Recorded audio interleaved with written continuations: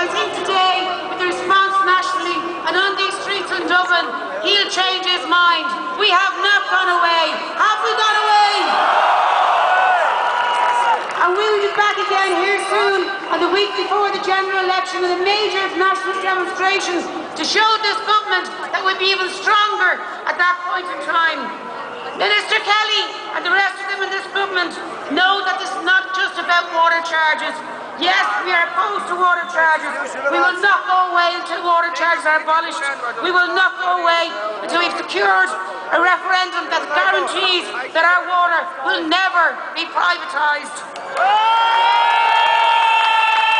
This movement is also about more than that. We're going to be showered with empty promises, auction politics over the next few weeks by Labour, Fine Gael and Fianna Fáil. But not one of them will address one of the two key issues facing the people of this nation, and that's in our health services and our housing and homelessness. They will not address it. They will come out with reports and say they're going to do this, they're going to do that. But we know it means more cuts for our mothers and fathers and our sons and daughters in A&Es and on trolleys and waiting for elective surgery. We want a proper funded health service, bring back the 5,000 beds that are needed and bring in more staff to deal with the emergencies in our hospitals. We also need a publicly funded housing programme that will build houses for people, not talk about it. And that's what the right to change stands for. It's one of the two policies that we stand for, and we will commit if we get elected and if we get a strong majority. I finish by saying another group is sitting in the luxurious surroundings of City West today, the blue shirts. While we're on the streets in the rain, demanding our right to water, they will say they're doing a great job for the country. Yes, they are, for their wealthy friends and the well-off, not for you or me or anybody else. Next weekend, we'll see the treacherous Labour Party having their conference. I want to end on these few notes. Billy Bragg once wrote a song about these people, which said, "Just to pretend that we are sincere, we sing the red flag once a year." You and I know what that really means. That the working class can kiss my arse, I've got the minister's job at last.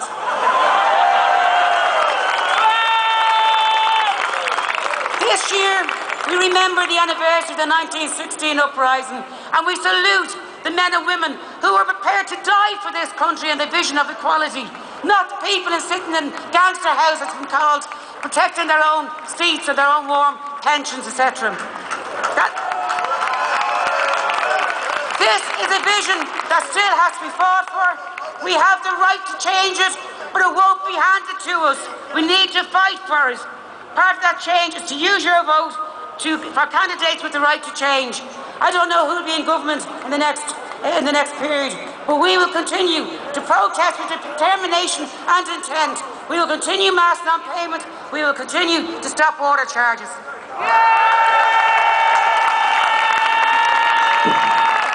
Joan Collins TV, ladies and gentlemen. The next speaker is Dublin City Councillor, candidates for the Anti-Austerity Alliance in Dublin Bay North, Michael O'Brien. Michael, come on.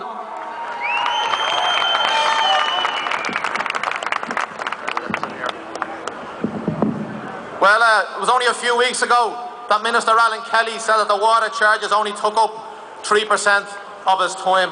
Over the last few weeks, the media have been yet again writing the obituary of this movement. But look, they have their answer today.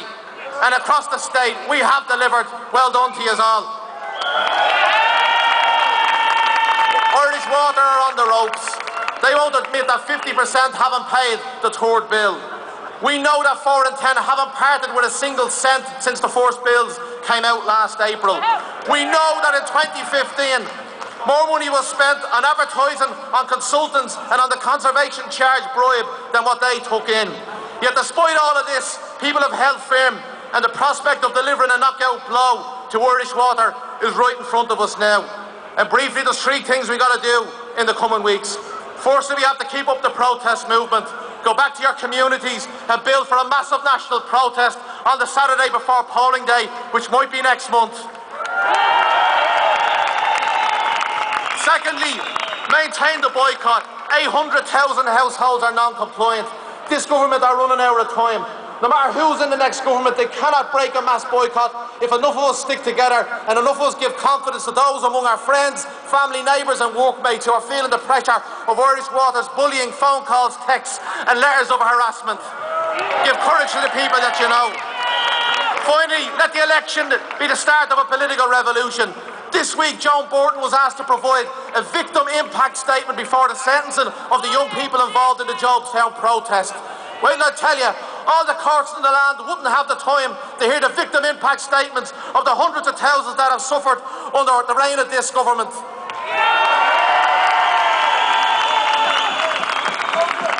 We need a genuine left government that categorically excludes Fianna Fáil, Fine Gael and Labour. And next month's election, whatever the precise outcome, can be a massive stride to bringing that day closer. And if that sounds ambitious to anybody out there, I say take a leaf out of James Connolly's book. When 107 years ago he said, don't be practical in politics. To be practical in that sense means you have been schooled to think along the lines and in the grooves of those who rob you would desire you to think.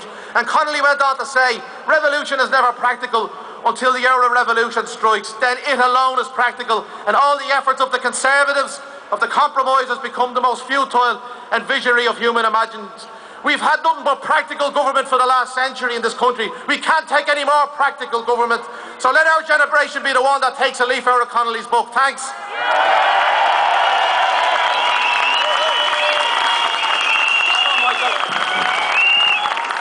Hello, Michael O'Brien from the Anti-Austerity Alliance.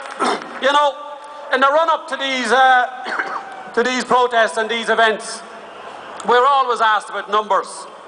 How many's going to be there? How many was there? RT have this calculator with a divide by 10 button. We're always asked about numbers. So just for a wee minute now, I'm going to say something about numbers. The Gumbean parties who have ruled this state since independence, Fianna Fáil and Fine Gael, and I'm adding Labour into it now, shamefully. Fianna Fáil and Fine Gael and Labour have between them about 4,000 members. Now you can't see what I can see, okay? But if any of you, oh by the way, Fine Gael conference is trending on Twitter, whatever that means. Dave Gibney told me to say that, I don't know what it means. But get out your phones, because there's a hell of a lot more than that here.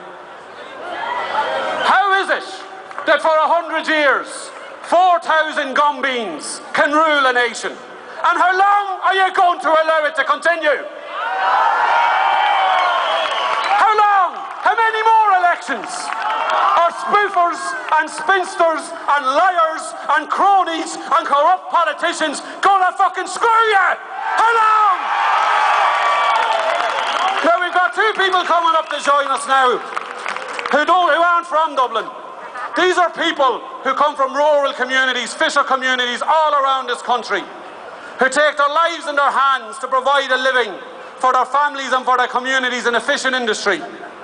A fishing industry, €1 billion of which is being stolen every year from us by factory trawlers in the Netherlands and Spain in particular. Communities that are dying on their feet so we can get motorways. We don't want motorways. We want trawlers, we want agriculture and we want fishing. And these people are defending their communities from Killybegs and from Dunmore East. Give them a big warm welcome.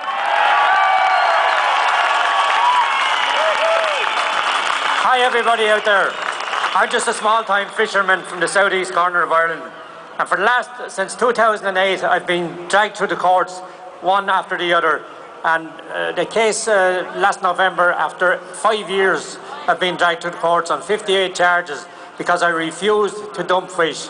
It just wasn't an option for us. So at the end of November in 2014, they said, would I accept some charges with a small fine? And I said, no, I wouldn't.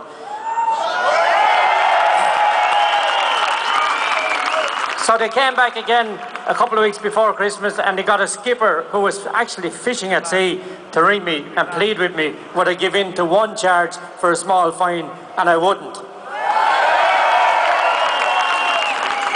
So in the end of it all ended up in court. They dropped the whole thing. But now there is a more sinister thing after happening. We're under the Lisbon Treaty now, so they don't have to bring us through the courts anymore. On the 16th of December 2015 just passed, we got a letter to say that our licence is being revoked with 14 days to appeal. And 2 days later we got a letter to say our licence is gone. So at the moment our boat is tied to the wall, and we've repayments and commitments, crew to pay and all those things, but we haven't turned over a bob since the middle of December. But anyway, in the middle of February we will be released again, except this court case that was ruled a week last Friday. Nobody is clear yet as to what it means, but 2 fishery officers came on board yesterday and said, when are you going to sea? But we're not clear yet. But Ireland has a huge industry on its doorstep, absolutely more than what people are talking about. I reckon there's 3 to 4 billion euros worth of fish taken out of our waters every year, and we're getting the crumbs, as we always do. In Iceland, our neighbours up there, they produce 27.1% of GDP. Okay, you might say they're only a small nation with not only ice up there, but they're the 5th biggest producer in the world of aluminium, so they're not that small. Norway employs 26,000 people in their fishing industry, and for the first time ever in October of 2015 they announced they had exported more than 1 billion euros worth of fish for that month. So wake up, people, as you are, plod away, keep going, but fight the battle. God bless you all.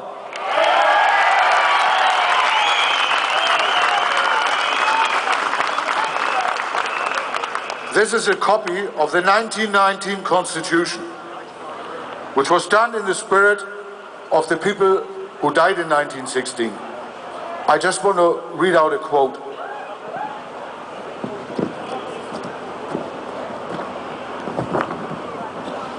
This Constitution may be amended over a period of 10 years from the date of its coming into operation by a majority vote of Dáil Éireann, provided that no amendment may become law, which would take from the people the right of the referendum or of the initiative or tend to subvert the nation's sovereignty. No government had the right to sign away our natural resources, not our drinking water, not our oil, and not our fishing grounds. Thank you. Ladies and gentlemen, that was Sean Keating and Andrew McCoyce, not Ali McCoyce now, difference. And they're fighting a wonderful campaign on behalf of the communities, digging deep into money that's been stolen from them to take on the Lisbon Treaty in the Supreme Court. They had a small victory the other day, so we're going to be hearing an awful lot more about that in the campaign in the next few weeks. The next speaker needs no introduction from me. She's the Deputy Leader of Sinn Féin, TD for Dublin North Central, Mary Lou McDonald. Mary Lou.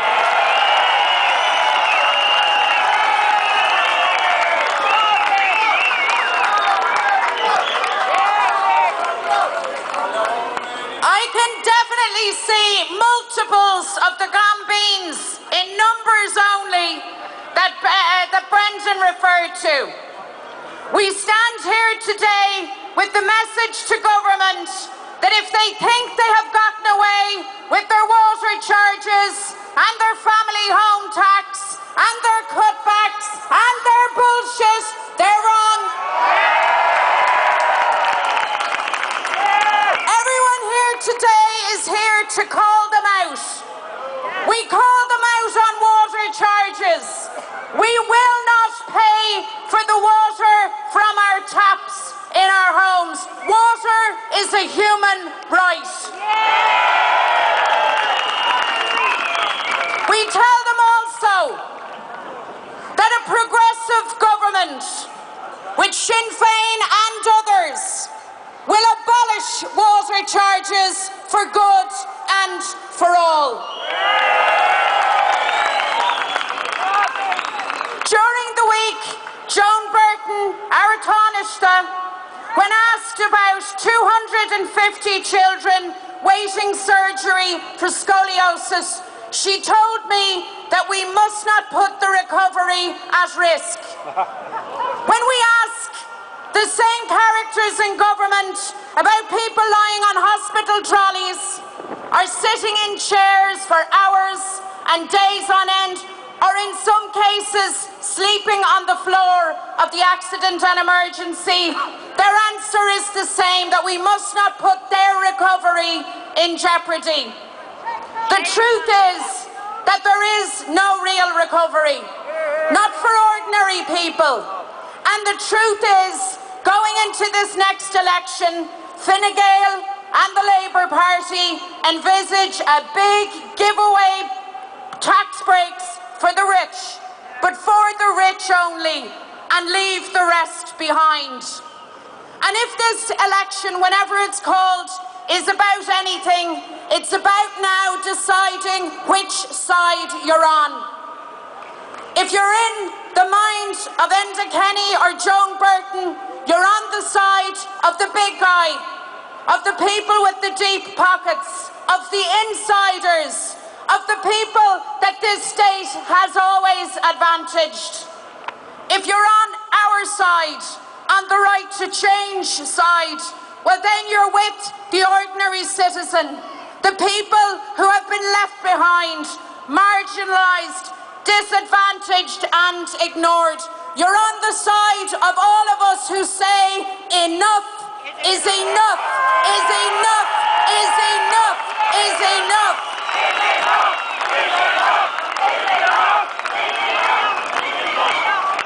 We heard our friends from fishing communities. I couldn't come from a place further than a fishing community. You know that I live in Cabra, the centre of the universe according to us. I want to tell you about Cabra this weekend. This weekend, the government that talks about recovery took from our children the funding for our school. Children in Cabra, in our Gael School, have sat in prefab buildings for 20 long years. And this week, on the eve of the election, the message to our children in a working class community is that in the minds of this government, they are second-class citizens. I want to tell all of you, so we tell government, no child and our children are not second-class citizens.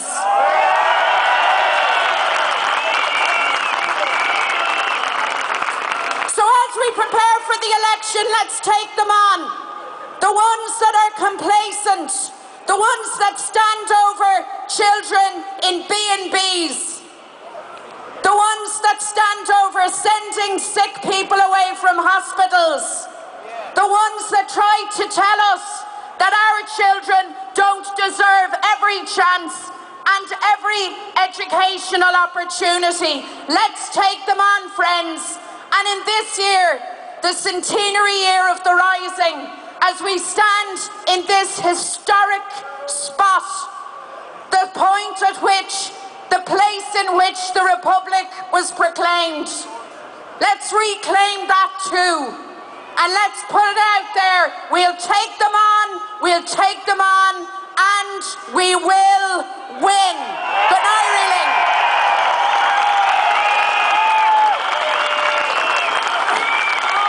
You know, I think Enda Kenny in his time in government has only ever said one thing that I agree with. About a year and a half ago, Enda Kenny said about the water charge movement, it's not just about water, you know. We knew he was right then, but it's with increasing concern and even despair that it becomes obvious how right he is. On Christmas Day 2015, the last year before the beginning of the centenary, we had 1,571 children and 5,000 adults, people altogether, in emergency accommodation. We've got a situation where the public homes, the social homes that I grew up in and that most of you grew up in, aren't being built. It's been handed over to the private sector for profit. And all around Ireland, not only have we got the obvious homelessness, people on streets, the less obvious homelessness, people hidden away in hotels. But we've the symptoms of homelessness. People in their 20s and 30s in good jobs who can't afford to leave home, living with their parents. Their development as adults, maybe as married people, maybe as parents, stunted. And one of the stalwarts, one of the heroes, and it's the first time I've ever met the man, but I've watched him from afar for many years, who's been working to address this for many, many years, joins us on stage now. Big warm welcome, please, for Father Peter McVerry.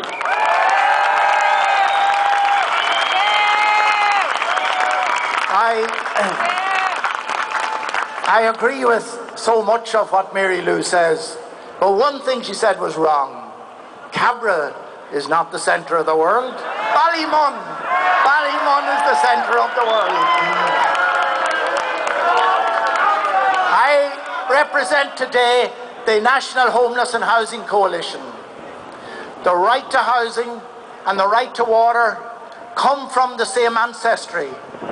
They arise because this government has failed to recognise and address the hardship and the suffering that has been imposed on ordinary people and people on low incomes, who can no longer afford to pay an extra tax, such as water charges, and who can no longer afford even to keep a roof over their heads. We have a homeless crisis. We have had a homeless crisis for the last 2 years. It is now grown into an emergency, and there is no recognition in government of any urgency for addressing this problem. The TV documentary last Monday, many of the politicians said they were shocked. Now, I can understand the public saying they were shocked, because most people have no way of knowing what life is like living for a family living in an hotel bedroom. But we pay our politicians and we pay our government ministers big money to understand the problems that people face and to address them. And when government ministers came out and said that they were shocked and that this was unacceptable, I was wondering, where have you been for the last 2 years? No agency or organisation working with homeless families was shocked, was surprised by that TV documentary. And they have been saying for the last 2 years what life is like for those families living in the hotel bedrooms, and they weren't being listened to. In 2012, 7 or 8 families a month were becoming homeless. In 2013, 20 families a month were becoming homeless. In 2014, 40 families a month were becoming homeless. In the first 6 months of this year, 60 families a month were becoming homeless. And in the 4 months from July to October, 73 families a month were becoming homeless. And they have not released the figures for November and December of last year yet. We have an enormous problem. We have opened 1,500 extra emergency beds in the last 12 months, and there are still as many people living on the streets as there were 12 months ago. We need urgent emergency responses to this problem. The government's response is we need more housing, and of course we need more housing, and we need more social housing, but we can't wait for social housing to be built. We need emergency measures now. You look around you, anywhere you go, you see empty, boarded up buildings. We need legislation to compulsorily purchase empty, boarded up buildings where the owner has no intentions of using them as homes. We need legislation to prevent the banks evicting tenants when they repossess the landlord's homes. We need legislation to force the banks to use the mortgage to rent option when mortgages fall into arrears. I'd like to give credit where credit is due. Minister Alan Kelly is the only minister who understands the problem of homelessness and who wants to deal with the problem of homelessness. He would like the rent supplement to be increased, as all the organisations have been calling for 2 years. But the Minister, Joan Burton, won't agree to that. He wanted rent certainty linked to the Consumer Price Index, but the Minister for Finance wouldn't agree to that. We need emergency measures now to reduce the suffering caused by homelessness, but there is no evidence whatsoever that this government are taking the problem as seriously as it is. And we need to get that message across to them that homelessness and housing, as well as water charges, are an election issue. Thank you.